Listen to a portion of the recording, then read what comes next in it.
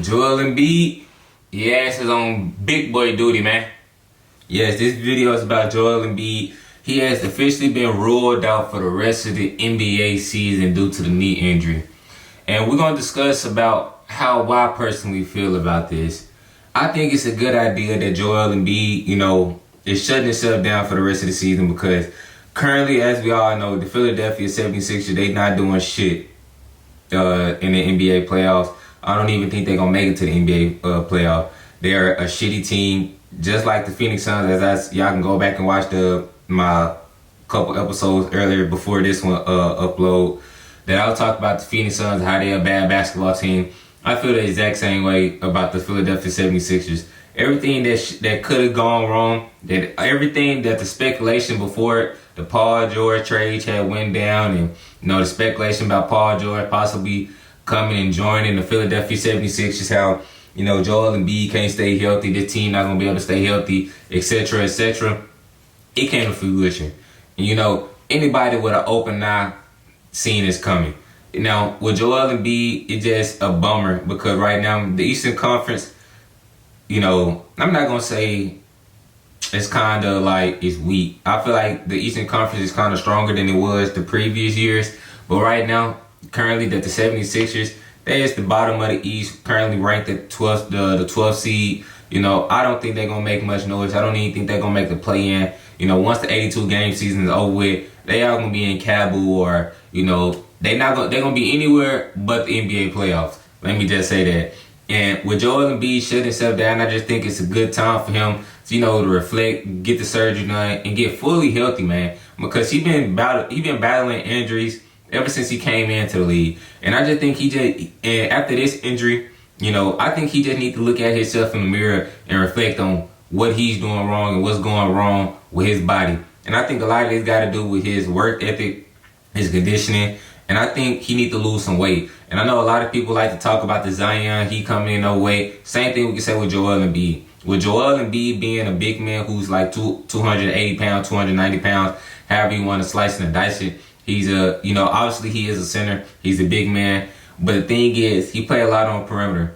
And in today's league, it's a lot of up and down, whipping and running. A lot of closeouts from side to side, corner to corner, and doing all those things of that nature. And the way Joel Embid play, he not a typical big man who just put his back to the basket and just kind of post you up and just use his strength and dominance and kind of, affect the game that way. He's kind of like a, abnormal type of center. He can dribble, he can shoot the pull-up three, he can shoot the pull-up mid, he got a good face-up game and all those things like that. So I just think this off-season, when he's fully healthy, after he get the surgery done and he go through rehab, he go through recovery, I think he need to take the proper steps in trying to get his body in tip-top basketball shape in 2025.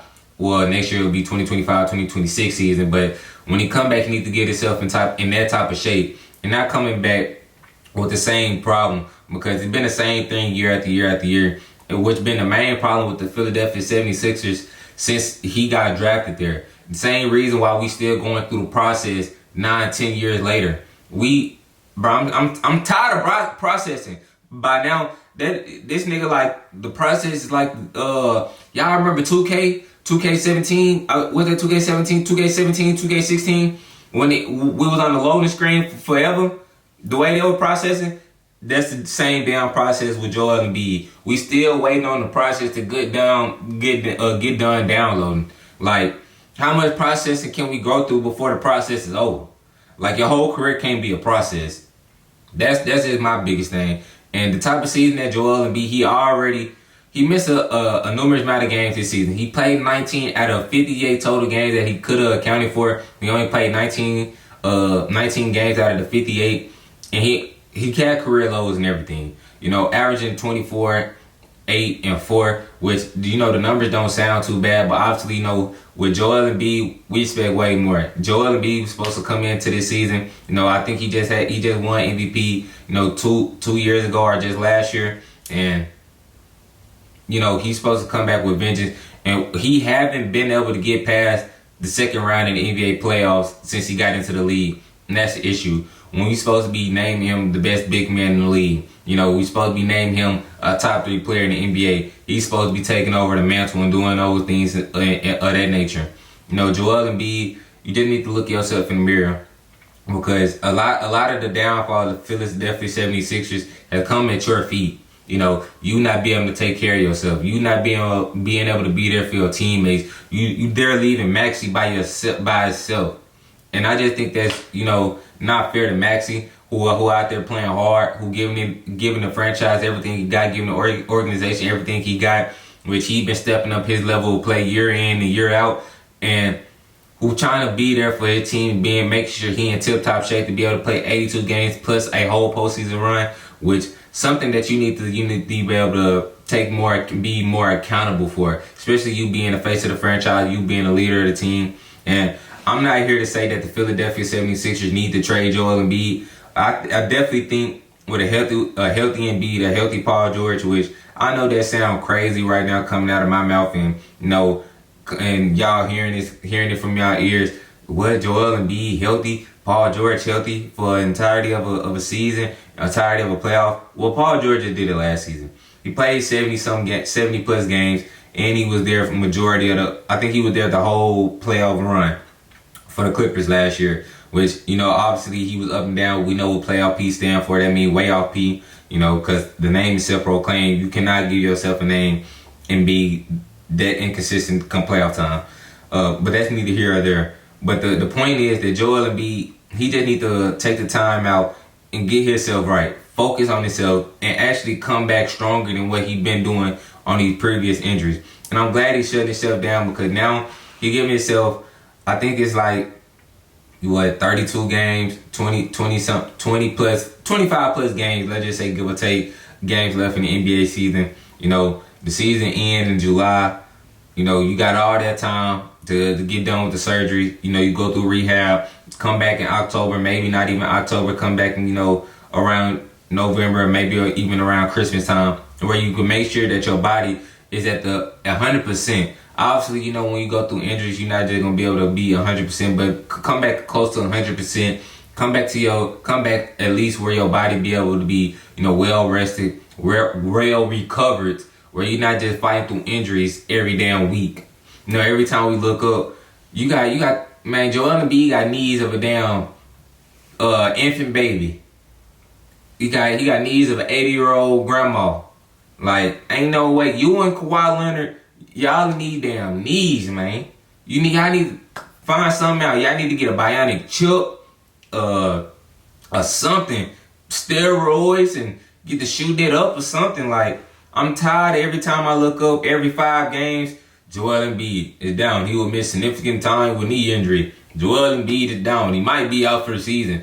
Joel Embiid might need to consider surgery. I'm tired of seeing these same damn headlines when it comes to Joel Embiid. I want to see Joel Embiid advancing to the Eastern Conference Finals. Joel Embiid dominating the NBA season, went to the NBA Finals. I want to see those type of headlines when we talk about Joel Embiid. He got too much talent. He too big. He too physical. And he too good at basketball for him to missing out all this time, especially when he letting the team down. We did not have the top expectations for the Philadelphia 76ers.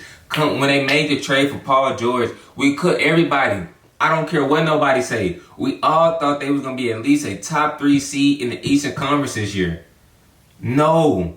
There's a bottom 3 team in the Eastern Conference team this year, which is horrible. And we're not gonna put the blame on Nick Nurse or whoever the head coach is or the organization. We can't put it on nobody but Joel Embiid. Because Joel Embiid not taking care of himself and doing what he needs to do to be in tip-top shape to be able to play a full 82. You don't even have to play a full 82. Can you give us 65? Can you give us 60? And can you give us a full postseason run of you being healthy, where you be able to be there for your teammates and go through that gear and grind and be able to make it past the second round? That's all I ask of you.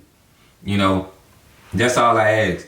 And with this injury, you know, with this information, you know, I can just say I can kind of feel relieved, because now I know that Joel Embiid, he gonna have the proper time to be able to fully heal and recover and to be able to come back more dominant. You know, because I think the last few injuries, you know, he was trying to come back because it was playoff time, especially last year. I think that's really what messed him up when he came back too early last year in the playoffs.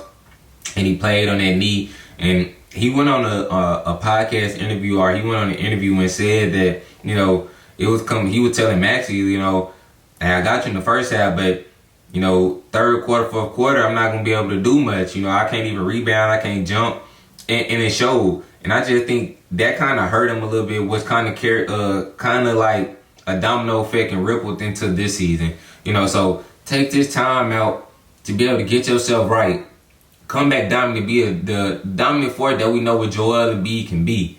You know, because you got boss baby knees, man. Like, I'm tired of it. I don't really know what else to say, like, but I'm just glad that he'll be able to look himself in the mirror, and I just glad that the organization, you know, his overall team, whoever he got behind him, his agent or whoever in his ear, the medical staff, to be able to, hey, Joel, we just gonna shut you down. I don't think, even with you playing, we not having much success this season. To get your body right, come back harder next season. Because I definitely think with this type of constructed team that the Philadelphia 76ers got, I definitely think in the Eastern Conference, maybe not the Western Conference, but the Eastern Conference, they can make some noise. Especially with Joel Embiid being, you know, 90-95% healthy.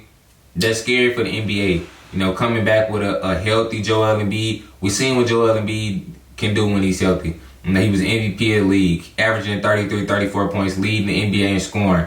We know what Joel Embiid represents. We just need him to come out here and be healthy for an extended period of time so he can be able to put his skills on display. You letting the fans down with this. You letting me down with this. I'm not a Joel Embiid fan. I'm not a 76ers fan. I know the 76ers fan, you know, just as tired of you going down as I am. You know, and I'm just a basketball fan, a basketball enjoyer, basketball lover.